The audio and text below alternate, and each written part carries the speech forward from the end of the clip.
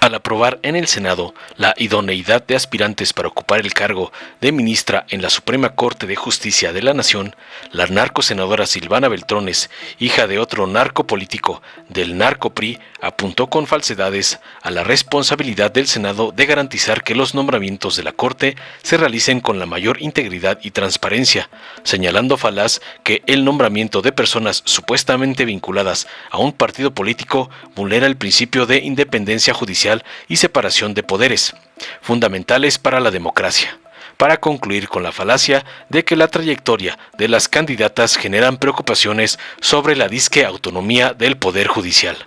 Tras escuchar las barrabasadas de la hija del capo Beltrones, la senadora Imelda Castro de Morena señaló tajante como respuesta que no hay una especificación constitucional para que la consejera jurídica de la presidencia u otra aspirante estén impedidas para ser ministras de la Corte, aseverando que las tres candidatas son personas honestas y profesionales, que han participado en diversos gobiernos prianistas, incluso con posturas divergentes con el actual gobierno de AMLO, concluyendo al afirmar tajante que las candidatas a ministras están plenamente preparadas para dar respuesta a las demandas de justicia que clama el pueblo.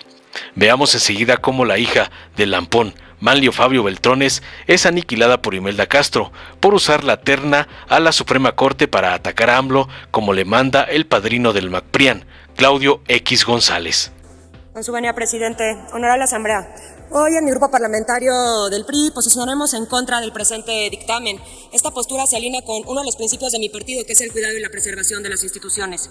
Y hay que decirlo con claridad, en este proceso de selección se ha desatendido la necesidad de un poder judicial independiente y autónomo. Como senadoras y senadores de la República tenemos la responsabilidad de garantizar que los nombramientos de la Corte se realicen con la mayor integridad y transparencia, porque no se trata de cualquier nombramiento, se trata de la diversidad y el sano equilibrio que debe existir en una democracia.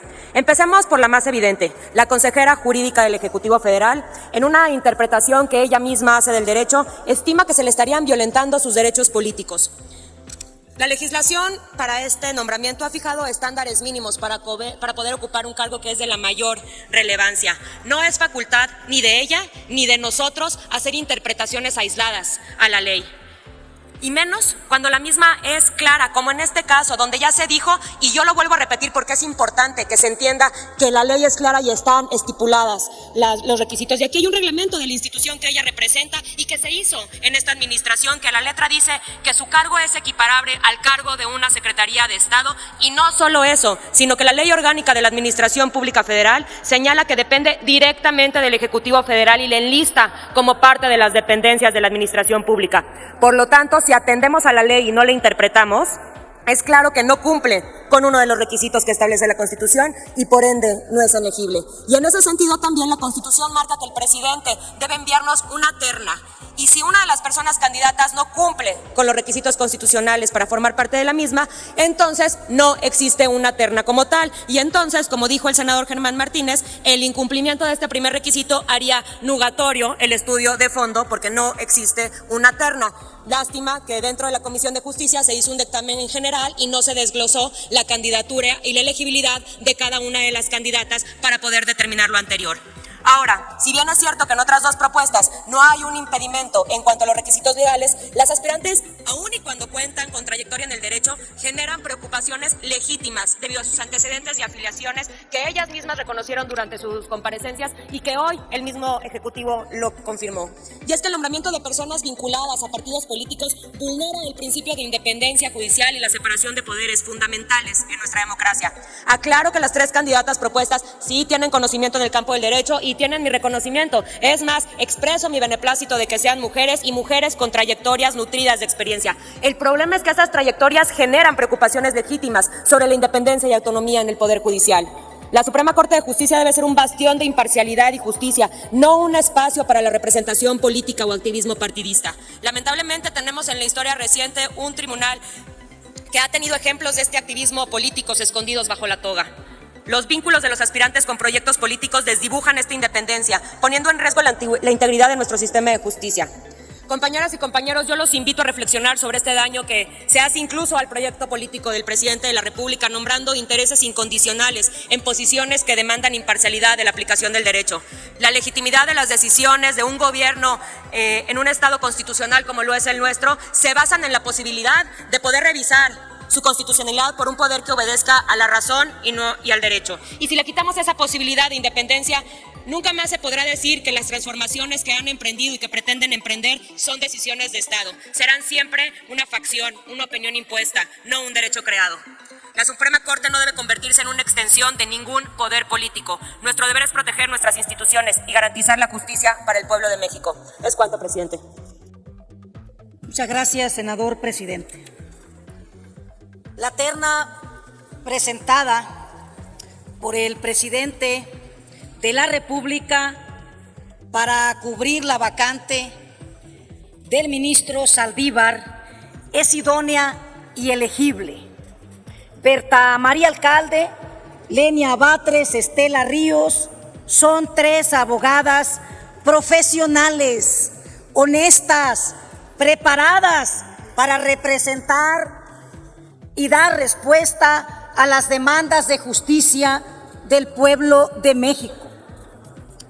Compañeras senadoras, compañeros senadores, es el artículo 95 el que regula este asunto en discusión hoy en el Pleno. Cualquier restricción ha de ser constitucional y no hay tal especificación de que la consejera jurídica, por ejemplo, esté impedida. Eso no se apega a lo que es legal y constitucional de lo que aquí se ha dicho. No hay razón jurídica para ese planteamiento.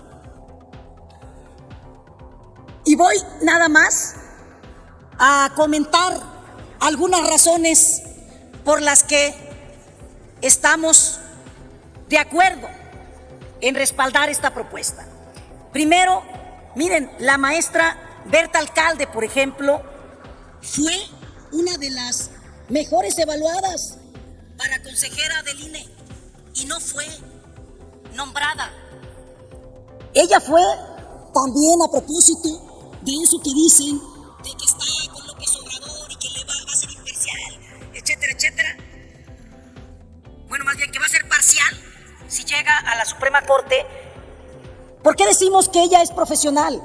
Porque participó en el gobierno, por ejemplo, de Felipe Calderón, en las áreas de gobernación, porque participó también, por si no lo sabían, en las áreas de seguridad del gobierno de Enrique Peña Nieto, y participó en los procesos de reforma de 2007, de reforma judicial, en el 2007 y en el 2015.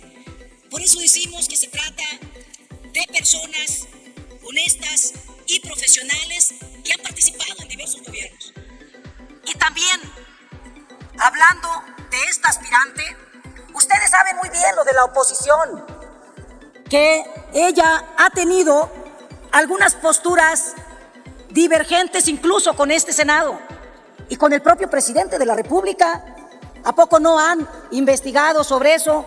En el caso de su postura sobre el fortalecimiento de las policías locales, en el tema del empoderamiento de jueces de control, en la reforma electoral y en el tema controvertido de la prisión preventiva oficiosa, en donde nosotros legislamos. La maestra Berta Alcalde Luján tuvo públicamente diferentes posiciones a las nuestras y a las de la presidencia de la República. Y en el caso también de la doctora Lenia Batres, pues se trata de una persona preparada, honesta, que sus cargos de elección popular, por cierto, no fueron en Morena, fueron en el PRD, porque tiene, por supuesto, y tuvo siempre sus derechos al ser una profesionista de primera, y que también ha participado como asesora en diversos gobiernos. Y todavía más, para cerrar, la consejera jurídica que tanto aquí han y en la comisión incluso criticado, se trata de un perfil marcadamente técnico. Concluya, senadora. Que su participación política tiene que ver con la asesoría a los trabajadores dentro y fuera de los sindicatos. Esos han sido sus compromisos con los trabajadores de México. Entonces, el grupo de Morena, por supuesto que vamos a respaldar esta terna por su idoneidad y elegibilidad, y vamos a votar entonces a favor del dictamen presentado por la Comisión de Justicia. Muchas gracias. Dale en me gusta, suscríbete, activa la campanita y compártelo para que más gente lo vea.